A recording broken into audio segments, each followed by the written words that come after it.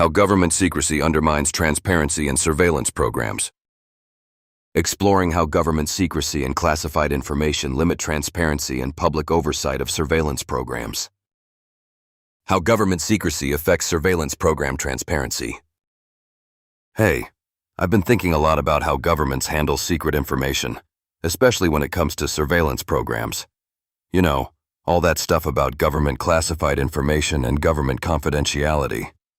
It's crazy how much impact secrecy has on what the public actually knows about these surveillance operations.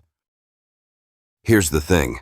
Surveillance programs are often shrouded in so much government information secrecy and government document secrecy that it's almost impossible for citizens to get a clear picture of what's going on. While some secrecy is understandable, like protecting national security, the problem is that it often leads to serious government transparency issues. Imagine this. Agencies operate in the shadows, claiming they need to keep certain policies under wraps to protect us. But when the details are completely hidden, how do we make sure those programs aren't violating privacy rights or overstepping legal bounds? Without accountability, it's like handing over a blank check with zero oversight. For example, there have been cases where government secret policies justified bulk data collection or warrantless surveillance. These policies were classified, so the public and even many elected officials had no way to scrutinize or question them. This leads to a huge trust gap between the government and the people it serves.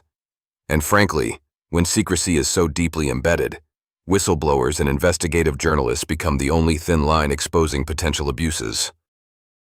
But it's not just about spying or tracking. The culture of government document secrecy extends to how much information is declassified or kept forever locked away. By not releasing or delaying access to these documents, governments can stall transparency for years, sometimes decades. This means that critical conversations about surveillance ethics and civil rights are delayed, leaving the public in the dark well after decisions have already affected their lives. I'm reminded of a psychological thriller I recently came across called Hush, a psychological thriller of alien manipulation and deep state deceit.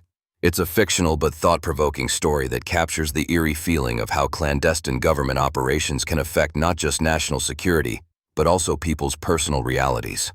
If you're intrigued by stories that mix suspense with the murky world of secret government programs, it's worth checking out. You can buy now an ebook, print, or audio to find out what happens when the hidden truths start bubbling to the surface. So, to wrap this up, government secrecy, especially around surveillance, isn't just about keeping enemies blind.